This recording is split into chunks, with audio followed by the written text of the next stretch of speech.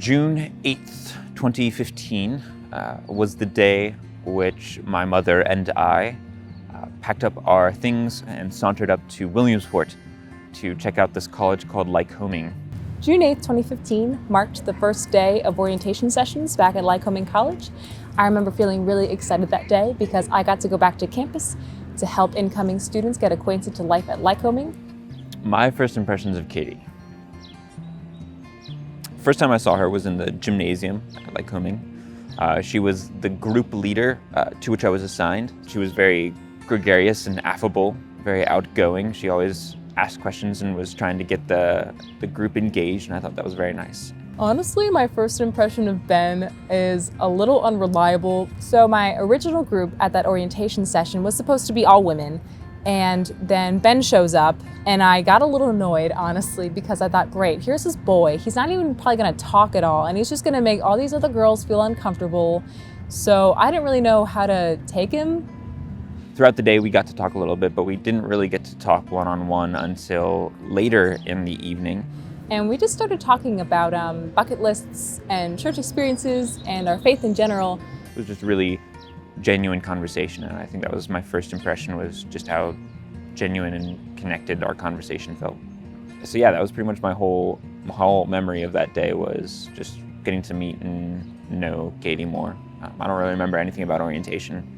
The first time we hung out, we went to Sawhorse and got lost trying to get to Ryder Park.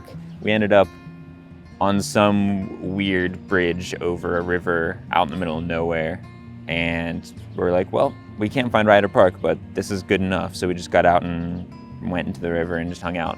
And then a month or so later, when we actually started dating, we successfully found our way to Ryder Park, and we just walked around and had a little picnic. I remember just really feeling grateful and really happy getting to know Ben and just being in a relationship with him. He made it really easy to be myself and to have fun.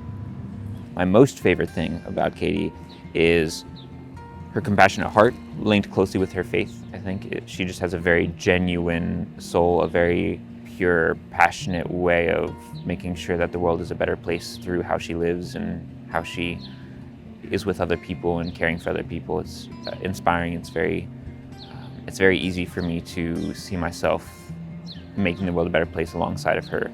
My favorite thing about Ben, no doubt, is his heart. His love really knows no bounds. Like, if someone reaches out to him for help, he's gonna drop everything just to help however he's needed. His commitment to following Jesus in the day-to-day moments is just so evident in everything that he does. 3 months in to our relationship, I think I found out that Katie was the one. It was the first time that we had said the words "I love you" to each other. And I was walking back to my dorm that evening from her dorm room, and I just remember thinking to myself that I really meant the words "I love you" when I told her that I loved her, and that I never wanted to say those words to anyone else. When I was a teenager, I prayed for my future husband, and so whenever I would pray, I would get this like blurry vision of a blonde-haired kid on a computer, and it never made sense to me until I met Ben. I found out that he was cyber schooled as a kid, and for some reason the two never really clicked until we were having a conversation related to, our future, and I just felt God in that moment of like, Ben is that blonde-haired kid on the computer, like Ben is your future husband. That was so clear to me that Ben was the man I was supposed to marry. Even if I didn't have anything figured out at the time, I was willing to figure it out on the foundation of making sure that this relationship comes first, and our pursuit for God with one another comes first in everything that we do, even if we do run through tough times that I can't foresee. Like, all of that comes secondary to our love for God and each other.